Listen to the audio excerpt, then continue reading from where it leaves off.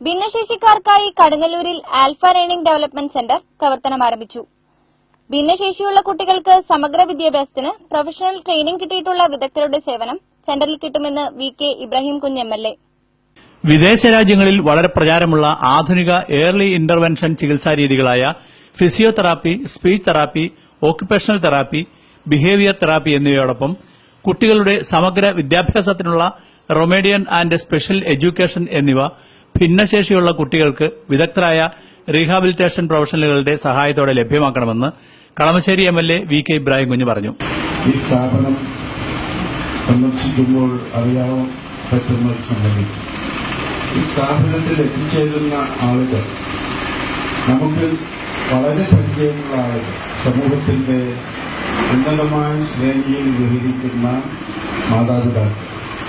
അവർക്ക് ഇങ്ങനൊരു കുട്ടിയുണ്ട് എന്നറിയുന്നത് അവിടെ ചെല്ലുമ്പോഴാണ്. അവർ പറയുന്ന അവരുടെ സ്വന്തം അനുഭവങ്ങൾ നമുക്കെല്ലാവർക്കും ഒരു ആശ ഉണ്ടാക്കുന്ന ഒന്നാണ്. കളമശ്ശേരിയിലെ ആൽഫ പീഡിയാട്രിക് റീഹാബിലിറ്റേഷൻ സെന്ററിലെ പുതിയ സംരംഭമായ ഭിന്നശേഷിയുള്ള കുട്ടികൾക്കായി ആലുവ കിഴക്കേ കടുങ്ങല്ലൂരിൽ ആരംഭിക്കുന്ന ആൽഫ ലേണിംഗ് ഡെവലപ്മെന്റ് സെന്റർ ഉദ്ഘാടനം ചെയ്ത് സംസാരിക്കുകയായിരുന്നു അദ്ദേഹം.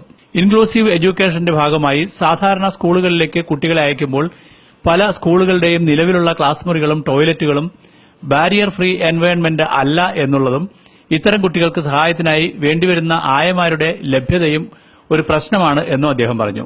പ്രത്യേക പരിശീലനം വേണ്ട ഇത്തരം കുട്ടികളെ പരിശീലിപ്പിക്കാൻ വേണ്ട റിസോഴ്സ് റൂമുകളും അവിടെ പരിശീലനം ലഭിച്ച സ്പെഷ്യൽ ടീച്ചർമാരും വളരെ പരിമിതമാണ്. ഇതിനായി നിലവിലുള്ള സ്കൂളുകളിലെ റിസോഴ്സ് റൂമുകളും ബെഡ് സ്കൂളുകളും സജ്ജമാക്കേണ്ടതുണ്ട് എന്നും അതിനായി സർക്കാർ മുൻകൈയെടുക്കണമെന്നും വി.കെ. ഇബ്രാഹിം കുഞ്ഞ് അഭ്യർത്ഥിച്ചു.